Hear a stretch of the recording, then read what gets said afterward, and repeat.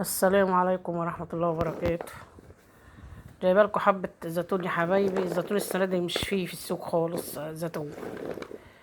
لدرجة انا شوفت دوت مش حلو، مش عاجبني، اللي هو العزيزي دوت. بس اضطريت اجيب منه عشان ما فيش اصلا في السوق السنة دي زيتون. الكيلو ب100 جنيه وب50 جنيه وب70 جنيه، يعني دوت جايبه ب60 جنيه الحش ده اللي انتوا شايفينه ده اهو.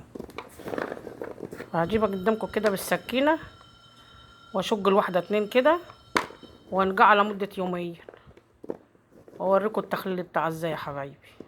هي الزيتونه مش عاجباني بس مضطر اخدها عشان ما فيش اصلا السنه دي في السوق. خليكم معايا اما اشوجها نصين كده واوريكم. الزيتونه يا حبايبي قطعت اهو، مسكت الواحده شقتها اتنين كده، شايفه اهو. شقها اتنين ازاي، اغير عليه بقى 3 ايام لما المره اللي في كلها هتطلع اهو، عشان تاكلي منه على طول مش يبطل لما يستوي اهو. شايفين اهو، شايفه شقها اهو. بص شقها من الناحيتين ازاي اهو، الناحيه دي اهي والناحيه دي اهي.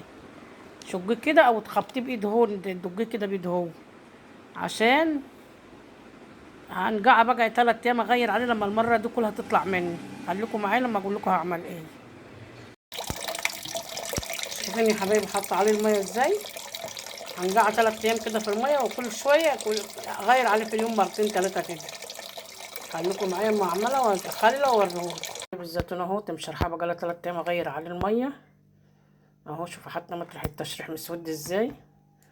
وهنا فلفل شطه، اجيب احضر اهوت واوريكم. هنا كيلو ليمون، هنا نص كيلو فلفل برضو من اللي هو الاحمر دوت، هفر مع الكبه. دي نص كيلو جزر، لان الجزر ب40 زي ما انا قلت لكم. كنت عايزه اجيب كيلو، لما لقيت اغلى جبت نص كيلو. فانا هحضر الحاجات دي كلها يا حبايبي. هجيب الليمون اعصره واشرح الباقي، ودوت افرمه. ودي برضو افتحها كده بالسكينه، كل واحده افتحها بالسكينه كده. شايفين اهوت. هخلصه وهرجع لكم تاني. قطعت الفلفل حلو، حطيتها في الكبه، وحطيت عليه كوبايه ملح اهو. هضرب حلو وارجع لكم اقول لكم هعمل ايه. يبقى قلنا الزيتون اهو يا حبايبي. الزيتون دوت كيلو ونص ماشي. شققت زي ما انا قلت لكم كده، وبقى لي 3 ايام بغير عليه.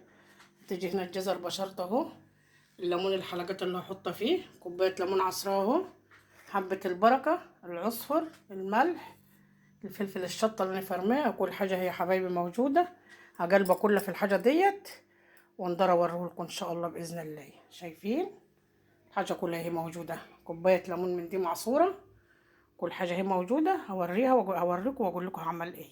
خليكم معايا. يبقى حطيت الجزر على العصفر على حبه البركه على كله كده في بعضه، وقلبتها كده يا حبايبي.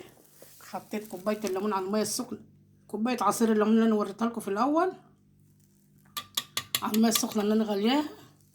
وده كله قلبته، شرايح الليمون في العصفر في كله قلبته اهوت. هجيب اعبيه في البرطمان واقول لكم هعمل ايه.